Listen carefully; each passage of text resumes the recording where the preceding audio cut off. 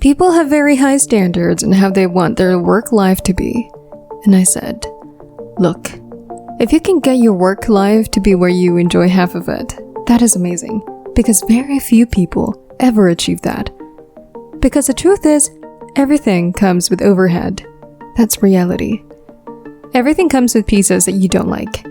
You could be a Supreme Court justice and there's still going to be pieces of your job you don't like. Every job comes with pieces you don't like.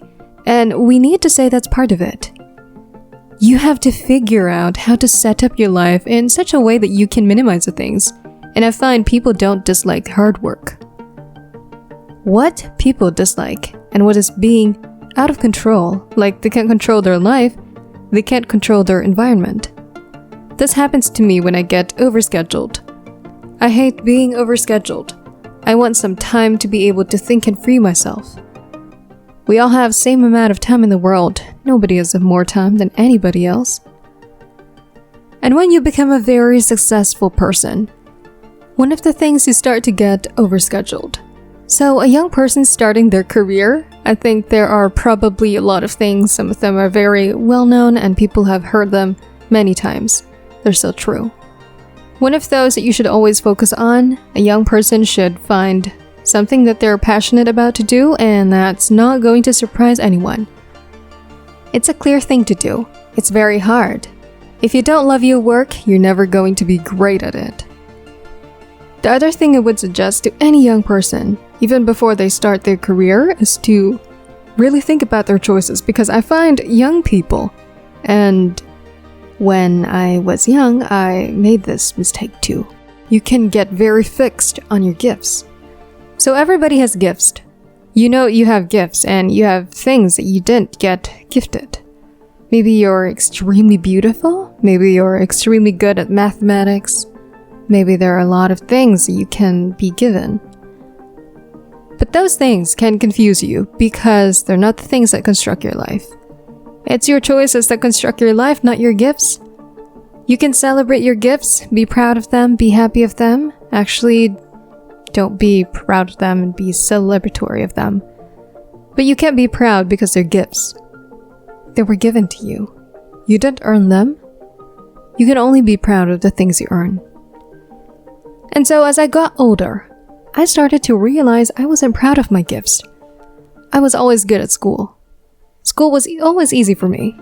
And I was always proud that I was a great student. I got A's in all my classes. I was good at math. All that. I thought that's who I was, but it's not true. Those are the things that are gifts. What was hard for me is deciding to work hard. Deciding to use my gifts in certain ways to challenge myself to do things that I didn't think I could do. To put myself in uncomfortable situations.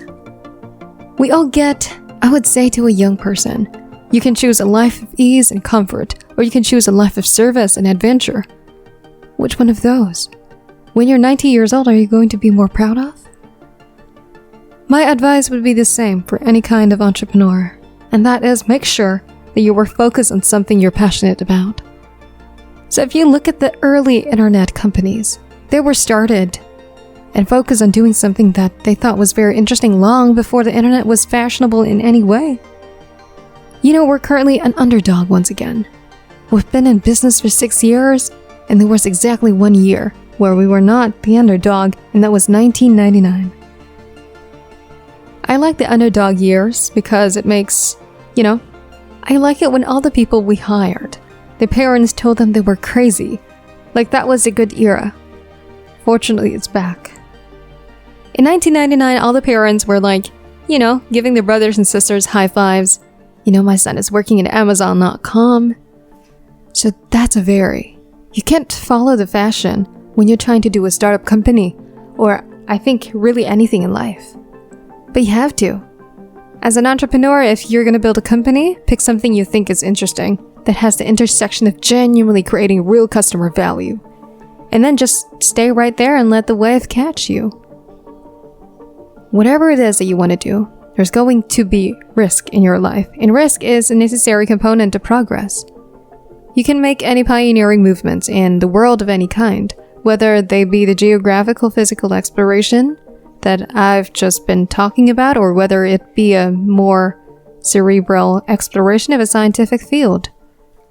I bet you could ask that question of every speaker here, and I bet that every speaker here has taken substantial risks, whether it be intellectual or otherwise, to achieve what they've done.